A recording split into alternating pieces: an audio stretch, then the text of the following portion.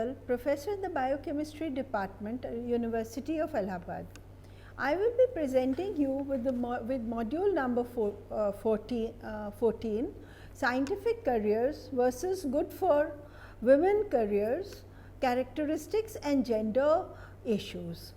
Of paper 12, Women's Science and Technology in the EPG Pathshala course in Women's Studies. In various modules of the course, you have been exposed to large amounts of data to show that scientific careers are a male domain.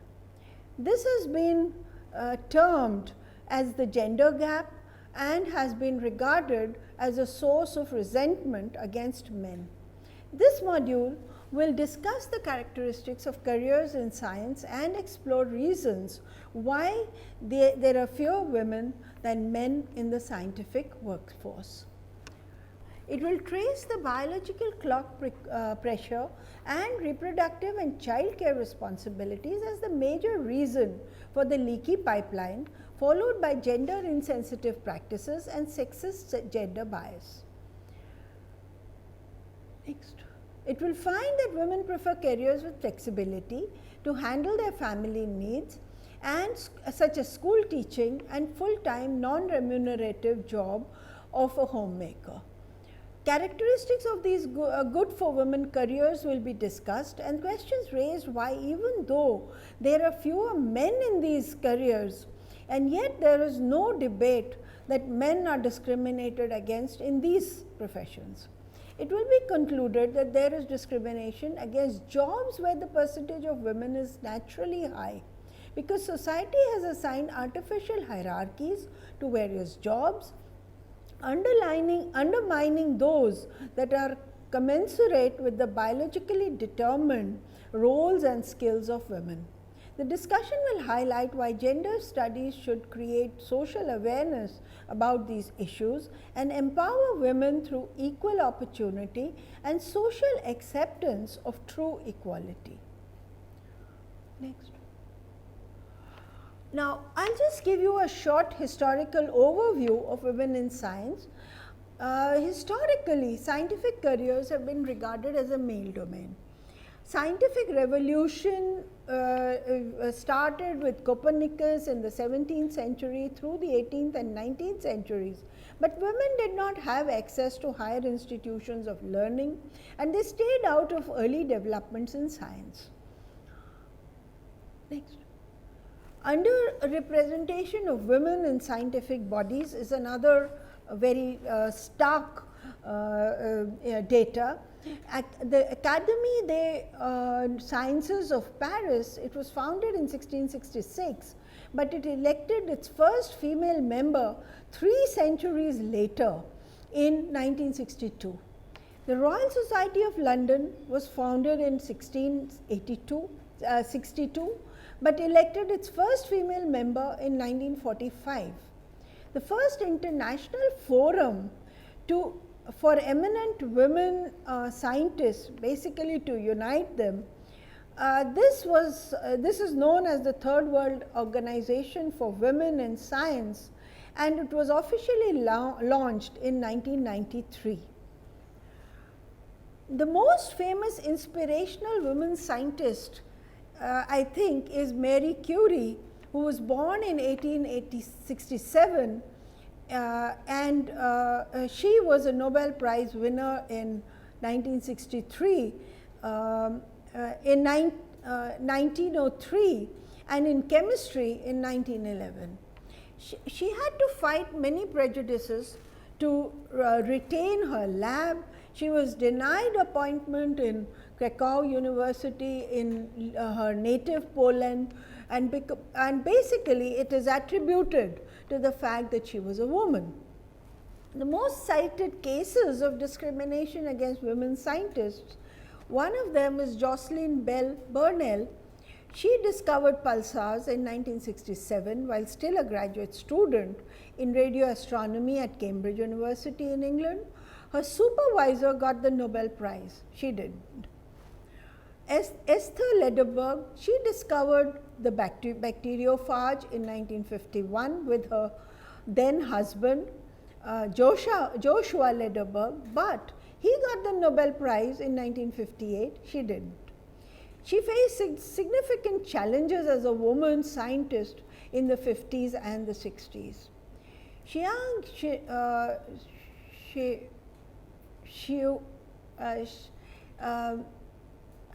Wu is known for disproving the law of parity in physics in the 50s with Yang and Lee.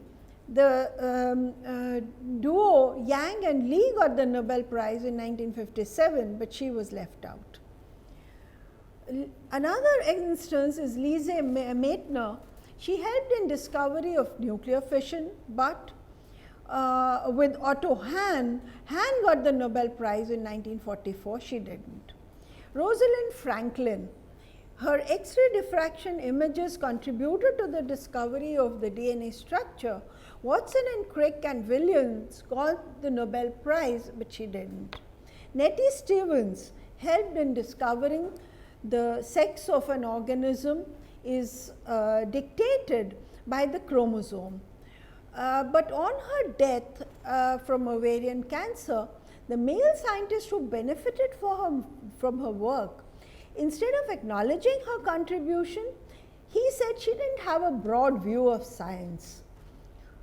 However, there are many other dimensions to these historical anecdotes. Normally, these are cited as cases of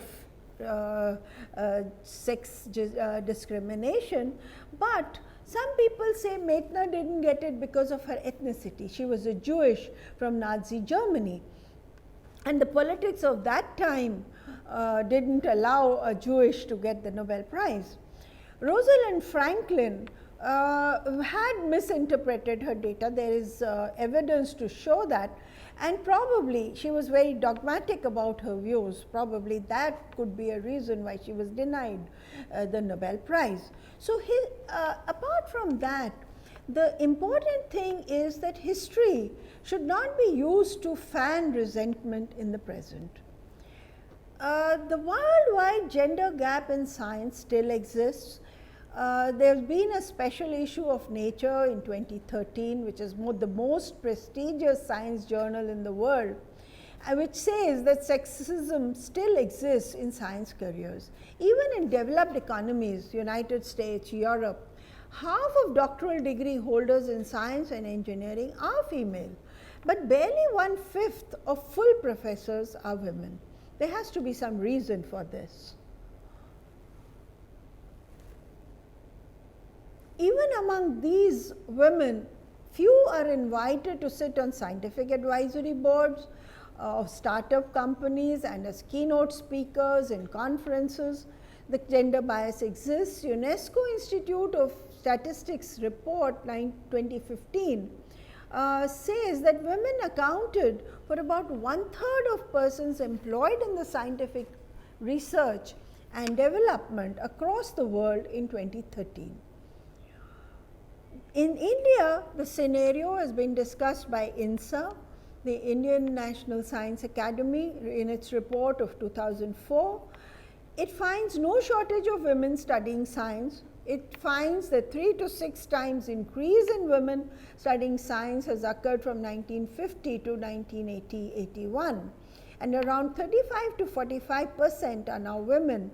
The attrition is very high. Women scientists in India constitute just less than 15% of the total scientific pool. The Indian Academy of Sciences has just 46 women and 831 men fellows, which is just 5.25%. It's no better in the other two academies, the Indian National Science Academy and the National Academy of Sciences. 15 of about 450 Shanti Swarup Bhatnagar awardees, 7 in medicine and biology, 3 in chemistry, and 2 in mathematics and engineering, in the earth sciences, and none in physics. So this shows the gender gap very clearly. This statistical data asserts that the representation of women is lower in the upper echelons of scientific jobs all over the world, and India is no exception. This is attributed to sexism, with the blame often falling on the male gender and often leads to a women versus men attitude. This, I feel, is a very unhealthy trend. Reasons for the gender gap in science have also been discussed, and they need to be discussed dispassionately without preconceived prejudices against either gender. The US study by the AAAS, the American Academy of Advancement in Science, and L'Oreal, which is a leading cosmetic company, they conducted a survey in 2010 to study barriers for women scientists. And they find that the major barrier is difficulty of having and raising children at the same time that career requires maximum input of time. And women have a very limited window of time to start a family. So there has been increase. Another reason, the one reason is this. Second reason is the insecure environment that women face. 52% of women have reported gender bias. Competing for short-term contracts and limited grant funding are other reasons. Men do not have the same biological clock pressure.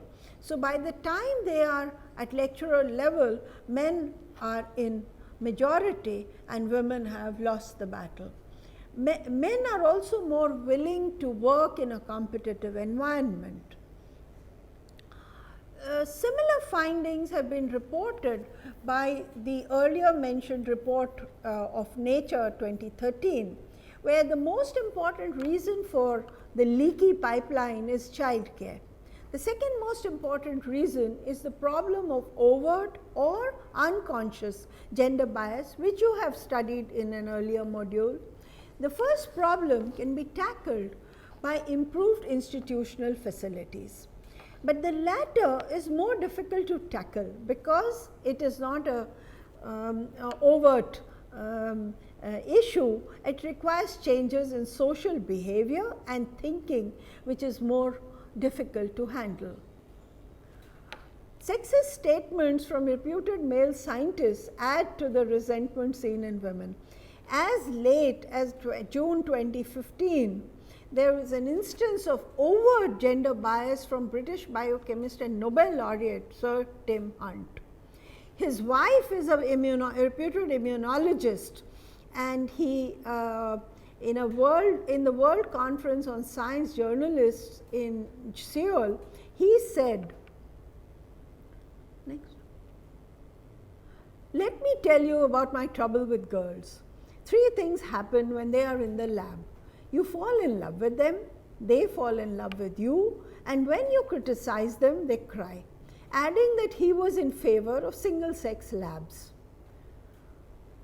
What was different from earlier days was the furor that followed this statement, especially in social media. His response was that he had made the statements in jest.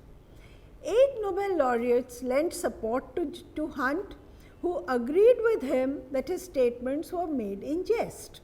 Yet the episode led to his resignation from the University College London, even as his wife continued to stand by him.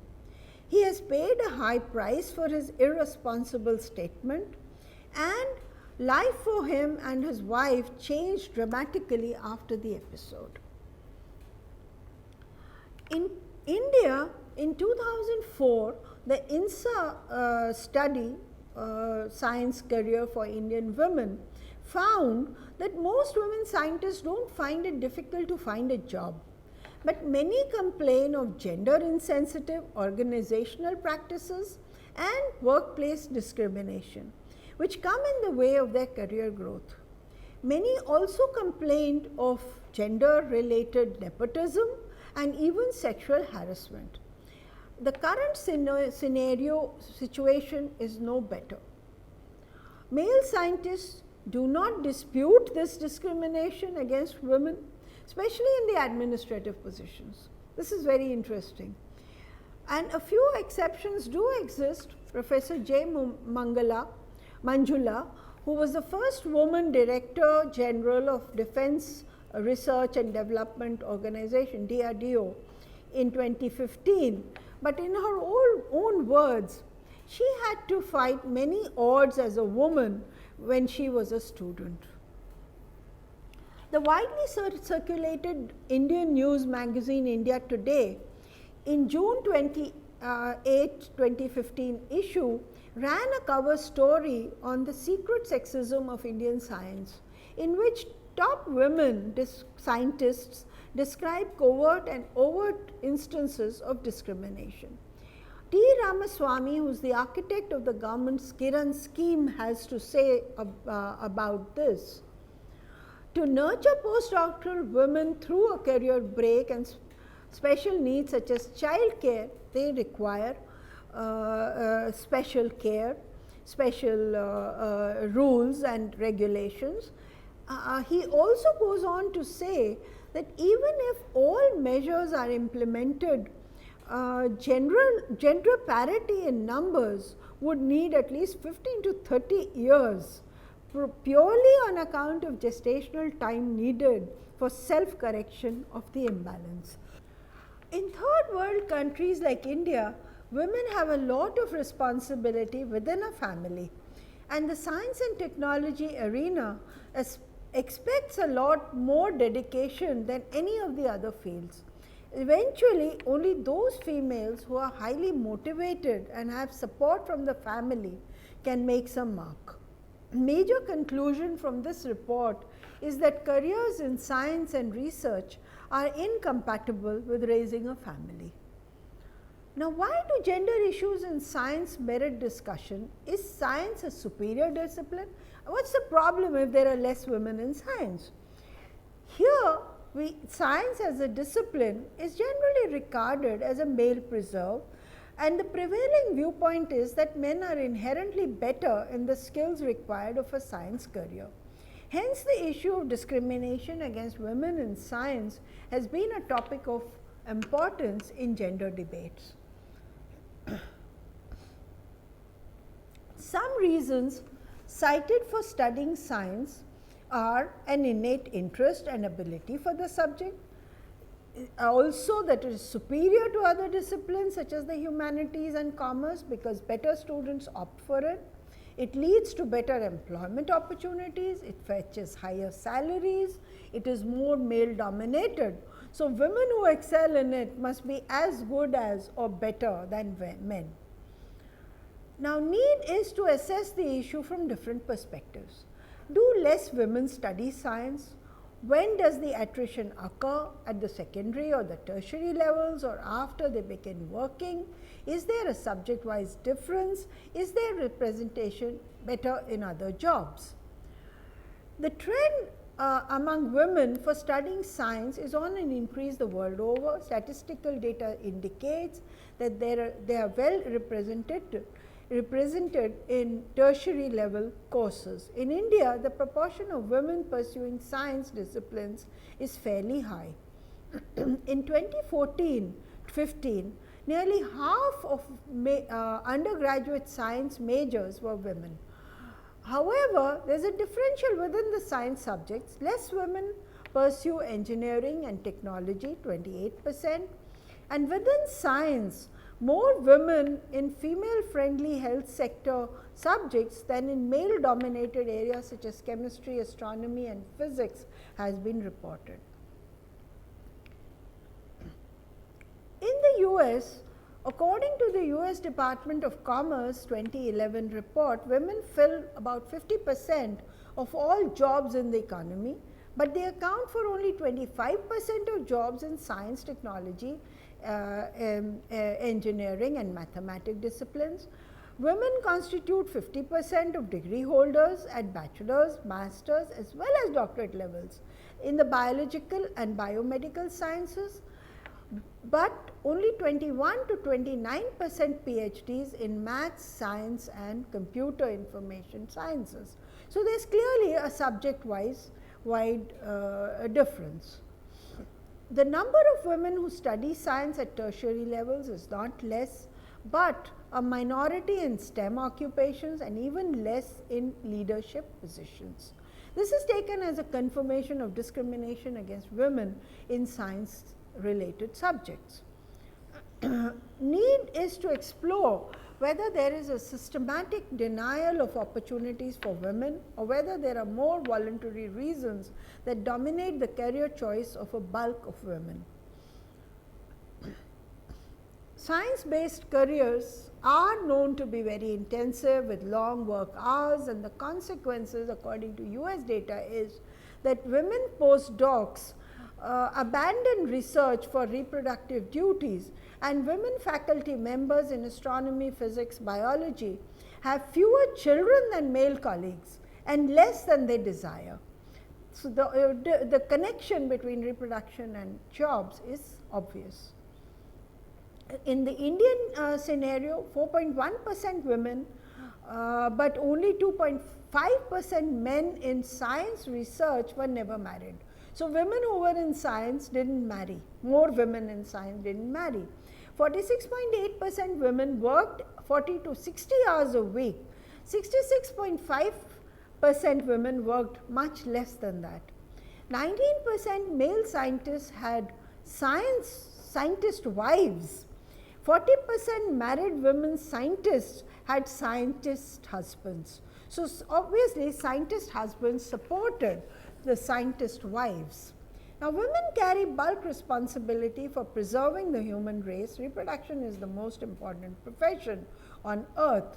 It requires household responsibilities, input of time, and the balance between work and responsibilities in the reproductive sphere is difficult, and therefore, these women look for other professions. What professions do women seek? They look for professions which allow flexibility to handle their family needs. Housework does not carry status. Just a housewife is often a lament of many homemakers. The recent euphemism is homemaker. Teaching and nursing are regarded as women predominant jobs. These require traditionally feminine characteristics, softness, empathy, communication, nurturing skills, and the ability to give selflessly, and those that demand multitasking skills. Teaching tops this list. It allows part-time work, flexible hours, hours that coincide with those of their school-going children. It is not very competitive, it is not a tall ladder, it does not involve years of extensive training, and it allows a quiet life. These are the reasons cited by women for opting for teaching. This data very clearly shows continent-wise, in every continent you can see that female teachers at the primary level are more than men in most countries, most in North America almost 80%, etc. This drops to something like 60% in the secondary level, and at the tertiary level women become half or less than half of all teachers. So, it is clear that women opt for the are given the lower standards in teaching jobs. So, even now, so we have data to conclude that STEM careers are predominated by men.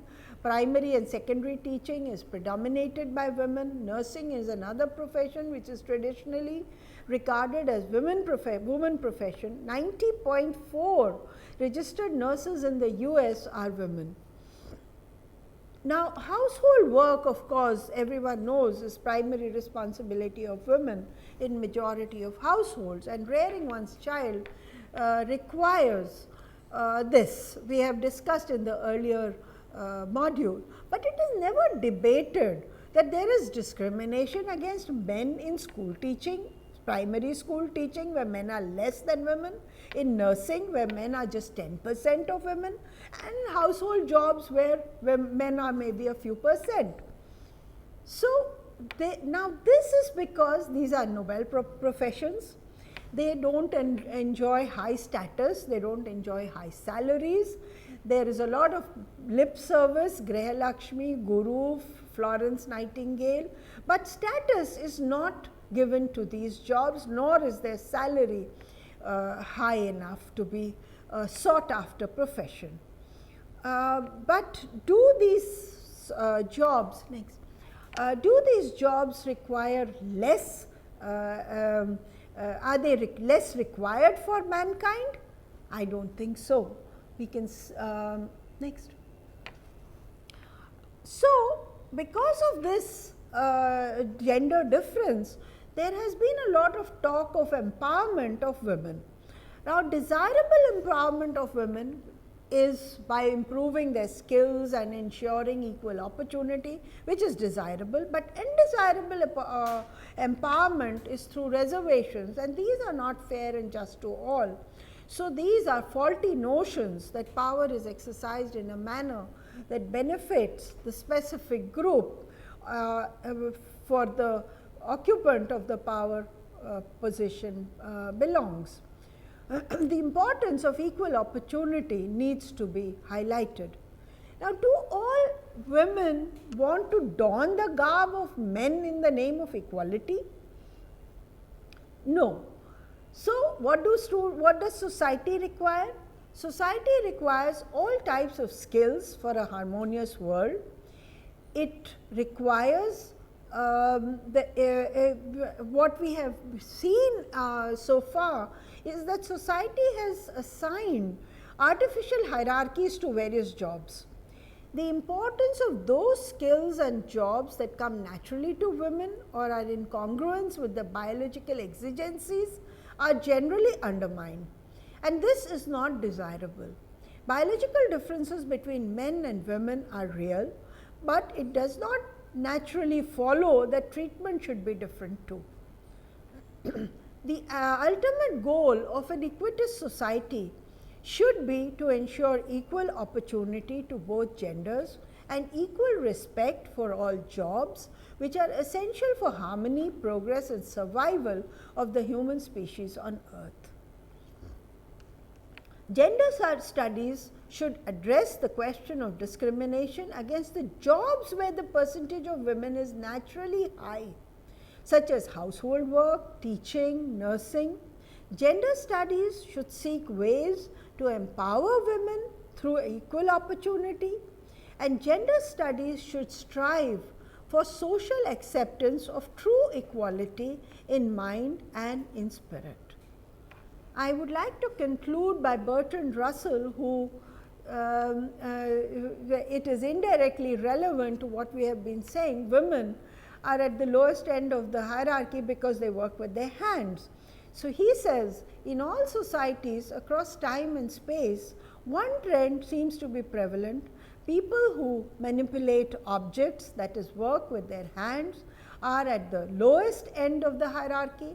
In the middle are people who manipulate ideas, that is, thinkers and writers. At the top of the hierarchy are those who manipulate people. Now, it is for us to decide what kind of society we would like to move towards. Thank you.